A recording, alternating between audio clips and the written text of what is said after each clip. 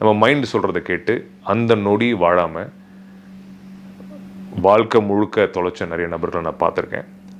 நானும் ஒரு காலத்தில் அப்படி ஒரு மனிதராக இருந்திருக்கேன். எவ்வளோ நேரங்கள் வீணடிச்சிருக்கேன்னு யோசிச்சு பார்த்தா எனக்கே ஆச்சரியமாக இருக்குது. மைண்ட் இன்னைக்கு இந்த நொடியில் நம்மக்கிட்ட என்ன இருக்கோ அதை வச்சு சந்தோஷமாக இருக்க விடாது. நீங்கள் நினச்சது எல்லாமே நீங்கள் கிடச்சிருச்சுன்னு வச்சுக்கோங்க. இப்போ நாளைக்கு ஏதோ ஒன்று கிடச்சா நல்லா சந்தோஷமாக இருப்பேன்னு நினைக்கிறீங்க. நாளைக்கு நான் சந்தோஷமாக இருக்கேன் அது கிடச்சதுக்கப்புறம்னா, அது நீங்கள் கிடச்சதுக்கப்புறமோ இல்லை அந்த இலக்கை நீங்கள் அடைஞ்சதுக்கப்புறமோ அது இன்னொரு இலக்கை உங்களுக்கு காட்டும். ஸோ இன்றைக்கி நீங்கள் நாளைக்கு எது சந்தோஷம் நினச்சிங்களோ நாளைக்கு அது கிடச்சதுக்கப்புறம் அது உங்களுக்கு சந்தோஷம் இல்லாமல் போயிடும். இந்த அடிப்படை புரிதல் உங்கள் மைண்டு பற்றி இல்லைனா. So the point is, mind எப்போவுமே கண்டென்ட்டாக இருக்காது. அடுத்துன்னு சொல்லி உங்களை கன்ஃபியூஸ் பண்ணிகிட்டே இருக்கும்.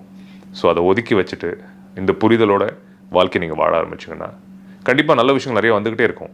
நீங்கள் ஒரு நாளும் ஒரு நொடியும் முழுமையாக வாழ்கிறதுக்கு நீங்கள் தயார்.